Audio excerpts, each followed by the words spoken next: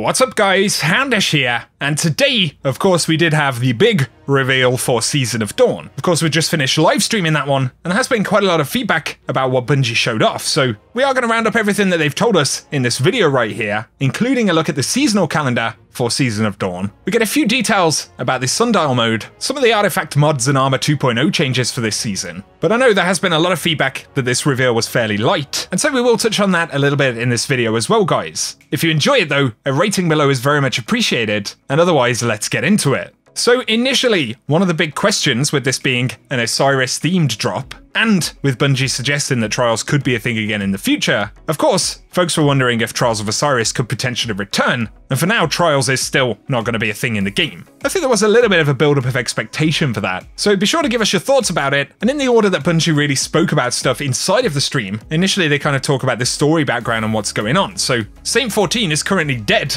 and us as the players are going to have to save him. They also added that he loves pigeons, but on a more serious note, we're going to need to return Saint 14's perfect paradox shotgun to him.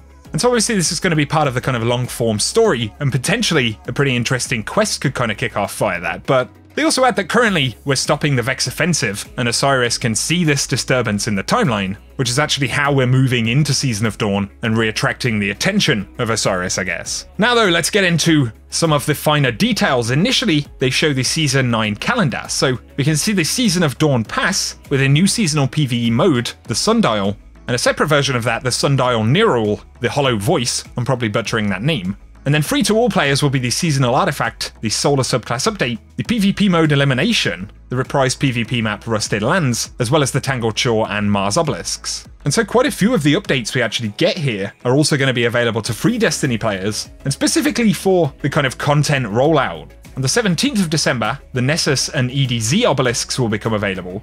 We'll get a specific boss in the Sundial called Ozletk, the Sky Piercer, and it also says Save a Legend. So that's when the content rollout really begins, on the week of the 17th right there. Also, the Dawning is going to kick off at the same time, and so while the content drop will actually happen on the 10th, quite a lot of stuff is going to roll out on that second week. Then we get to the 24th of December, immediately around Christmas right there, and we've got the Iron Banner, as well as Tazarok, which is a new Sundial boss. And then obviously, because this is over the kind of holiday period, the roadmap does go a little bit quiet until early in January. And so on the 7th of January, we get the Legend Sundial, and I believe that's the hard mode version of that mode, as well as the exotic quest for Devil's Ruin. And that's the new exotic sidearm. There'll also be an exotic quest for the Bastion, and this is the new exotic fusion rifle, which is coming on the 28th of January. And then on the 4th of February, we have something called the Empyrean Foundation, which may be a kind of closing piece of content for the story around that season. And also that week, we will have the final boss for the Sundial. But then on the 11th of February, Crimson Days will begin. And so that event in itself is going to be returning, but immediately from looking at the roadmap we can see that it seems to be lighter on content than what we had with annual pass drops. And of course we will have to see it in the game as it actually rolls out. Really, we can only base it on what we're seeing in the moment. And so I'd love to hear your thoughts about that down below. Bungie do talk about the Lantern of Osiris, which is the new seasonal artifact. And of course this will have new mods for Season 9, so we can see we've got Anti-Barrier Ranger, and this adds anti-barrier to bows, scout rifles, and pulse rifles. We've also got Unstoppable Shot, which is the unstoppable mod for the scout rifle, and Unstoppable Burst, which is for the pulse rifle. Obviously they don't preview all of the different bonuses we're going to get here, but they have added bonuses like enhanced unflinching rifle aim at a lower energy cost than what they'd typically be because they're coming from the artifact. And so these are going to feature a little bit more heavily. We've also got linear fusion rifle right there, and they don't show too many of the third column mods, which is definitely a shame because those could be the more unique bonuses. But for one of the final column mods, they do show Guardian Angel, which grants a chance to generate healing orbs for you on Scout Rifle, Sniper, Bow, and Linear Fusion Rifle Precision Final Blows. So that's a pretty interesting mod, but of course, we'll have to see what the rest of the bonuses will be and the potential builds that we can actually get from them. There are going to be some minor changes to Armor 2.0, or specifically versions that we get inside of Season of Dawn. So Dawn Armor is going to have a new Dawn Armor mod slot, so there will be a unique characteristic for the armor for the season, and it will come with a new Charge of Light mechanic in the seasonal slot, where certain mods allow you to get charges of light, and others allow you to consume those charges. And so this is a brand new mechanic. And for example, we have the shield break charge become charged with light by breaking an enemy shield with the matching energy type.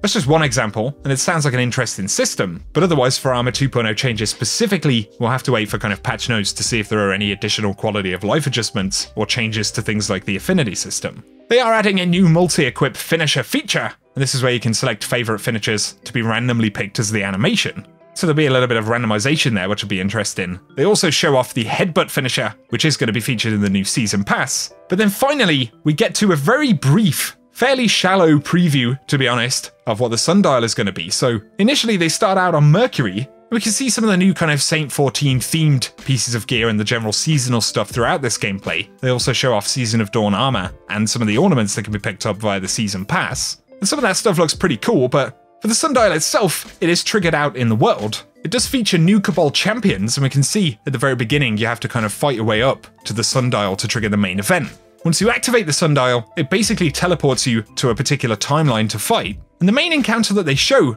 essentially has waves of enemies with champions that drop relics very similar to the throwable Forge relics. So you defeat enemies, throw the relics at the boss, and this will allow you to push through that wave by melting through the boss shields with a laser from above, which in itself is a pretty cool concept. And there will be multiple phases required for completion, but Bungie didn't actually show a clear of the activity, so we haven't seen a final boss, we didn't see any loot drops, and they didn't give details about how the reward system will actually operate, right? And so we know that it's kind of going to be a little bit like a chalice or a rune table type thing. We're going to be able to pursue specific pieces of gear, but precisely how isn't entirely clear just yet. And so considering the bits of gameplay that we did see were fairly basic, I can definitely understand some of the concerns about the rest of the mode. From what we've seen, it seems like a neat concept for the activity, and it also seems probably more depthy than Vex Offensive, right? Although don't quote me on that, this is only on the basis of what we're seeing at the moment. And so we remain pretty light on details, other than that it will feature a rotation of bosses, as highlighted on the roadmap. And it is kind of like Menagerie, it does have the non-fail mechanic, where you can less efficiently clear the full thing.